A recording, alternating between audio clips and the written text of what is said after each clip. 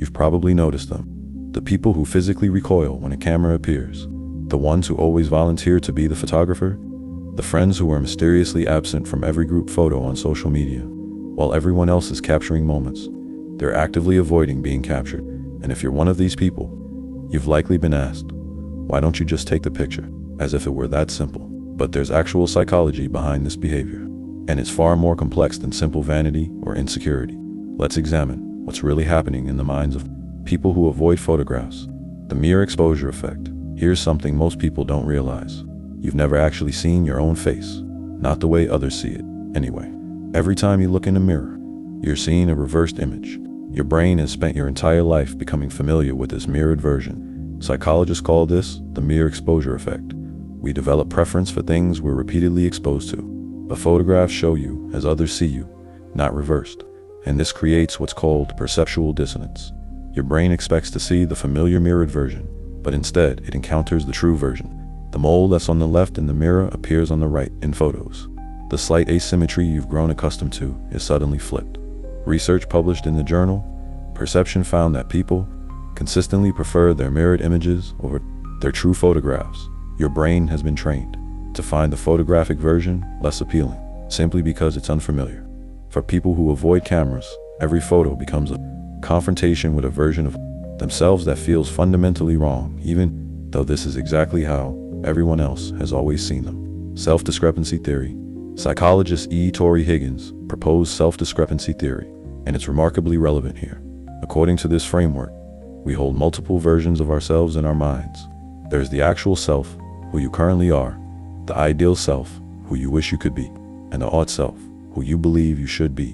When these versions don't align, it creates psychological distress. A photograph is undeniable evidence of your actual self. It's concrete, it's permanent, and for many people, it reveals the gap between who they actually are and who they wish they were. Studies have found that individuals with larger self-discrepancies experience significantly higher levels of anxiety and depression. For these individuals, avoiding photographs isn't about vanity, it's about avoiding psychological pain. Think about it. As long as you don't see clear photographic evidence, you can maintain flexibility in how you perceive yourself. But a photo removes that flexibility. It presents you with a fixed image that you can't mentally negotiate with. This is why some people can tolerate mirrors or even video, but deeply struggle with still photographs. Video is fleeting.com. Mirrors are interactive, but a photograph is permanent documentation of the gap between perceived self and actual appearance. Social anxiety and permanent judgment. Let's talk about what happens after the photo is taken, because that's often where the real fear lives. In a social situation, any awkward moment is temporary. You say something strange, people might notice, but the moment passes. Human memory is fallible and forgiving, but a photograph is different. It's evidence, it's permanent. And in the age of social media, it's potentially public. For people with social anxiety, every photograph represents an opportunity for judgment that never expires. They think, what if someone looks at this in 5 years? What if people show this to others? What if this becomes evidence of how awkward I really am? Research shows that people with social anxiety overestimate both the probability and severity of negative social outcomes. They believe they're being judged more harshly than they actually are. But knowing this cognitively doesn't make the emotional response disappear. The amygdala, the brain's fear center, doesn't care about statistics. It's responding to perceived threat. And for someone with social anxiety, a camera absolutely represents a threat. Body dysmorphic disorder. Now we need to discuss something more clinical. Body dysmorphic disorder, or BDD.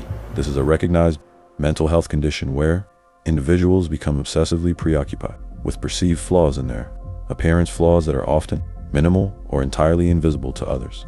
Studies estimate BDD affects approximately 2 to 3% of the population, though many cases go undiagnosed. And for people with BDD, photographs are particularly triggering. Brain imaging research has shown that people with BDD process visual information differently when looking at faces, especially their own. They show abnormal activation in areas associated with detail processing rather than holistic processing. While most people look at a face and see it as a whole, people with BDD fixate on specific details. A slight asymmetry, skin texture, the exact shape of a feature. Photographs encourage this kind of detailed analysis. You can zoom in, you can stare at a single feature for as long as you want. For someone with BDD, This is psychologically dangerous territory. Moreover, research has shown that people with BDD have distorted mental representations of their own faces. Their internal image is already negatively biased, and photographs seem to confirm this distorted perception. This isn't about low self. This is about genuine perceptual distortion. Their brain is literally showing them a different image than what's objectively there. The control factor. Let's examine something more subtle. The role of control. In most social interactions, you have agency. You control your facial expressions, your body language, the angle at which people see you. But when someone else takes your photograph, you lose that control entirely. Research on locus of control shows that people experience distress when they feel unable to influence outcomes that affect them, and a photograph taken by someone else is exactly that. This explains a fascinating phenomenon. Many people who refuse to be in others' photos are perfectly comfortable taking selfies. Why? Because selfies restore control. You choose the angle. You take multiple shots. You decide which one gets shared. The difference isn't narcissism, it's agency. When you're photographed by someone else, you don't know when they'll press the button. You don't know if you blinked. You don't know what the framing looks like. You're trusting someone else to create a permanent image that might be shared with others. For people who already struggle with self-image or social anxiety, that loss of control is intolerable. Perfectionism and all-or-nothing thinking. Perfectionism plays a significant role that often goes unrecognized. Perfectionists operate with what cognitive psychologists call all-or-nothing thinking. Something is either perfect or it's worthless. There's no middle ground. When applied to photographs, this creates an impossible standard. The person thinks, if I can't look exactly how I want to look, then there's no point in taking the photo at all.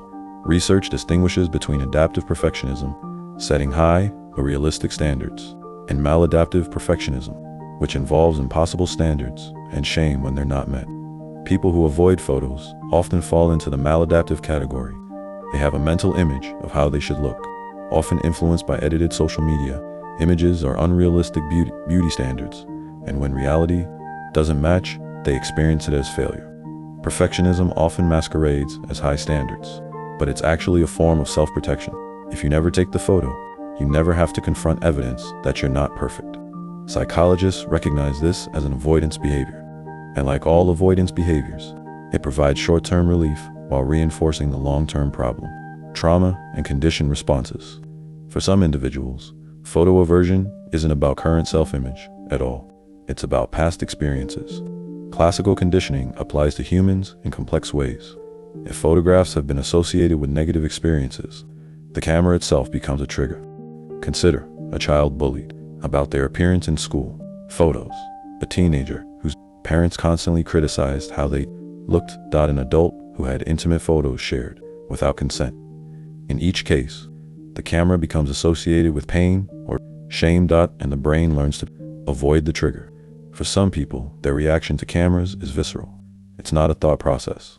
It's an automatic response. Their body goes into fight or flight before their conscious mind processes what's happening.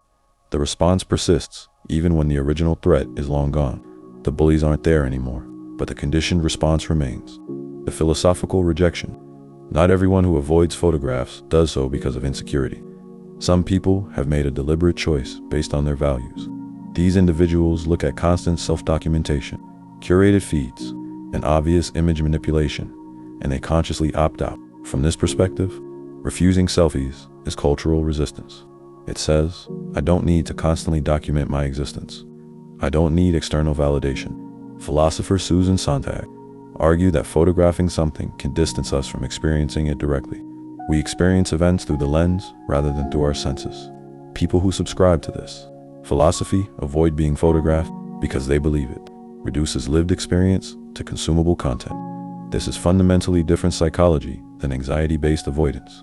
This is values-based behavior, not fear-based behavior, though sometimes these motivations coexist. Someone might develop a philosophical justification for behavior that's actually rooted in insecurity. What this reveals? Photo aversion is rarely about one single factor. It's typically a complex interaction of perceptual psychology, social anxiety, learned behaviors, cultural influences, and sometimes clinical conditions. The person who ducks out of group photos might be dealing with body dysmorphic disorder, or making a philosophical statement, or dealing with trauma, or simply experiencing normal discomfort with seeing an unfamiliar version of themselves. Understanding the psychology allows for more compassion both toward others and toward yourself. It's worth noting that while some discomfort with photographs is common and normal, severe photo avoidance that significantly impacts your life might warrant speaking with a mental health professional. When the behavior starts limiting your life or causing disproportionate distress, it crosses into territory worth addressing. But for most people, understanding why this discomfort exists is the first step toward deciding whether it's something you want to work on or something you're comfortable living with. The psychology simply explains why the discomfort exists. What you do with that information is entirely up to you.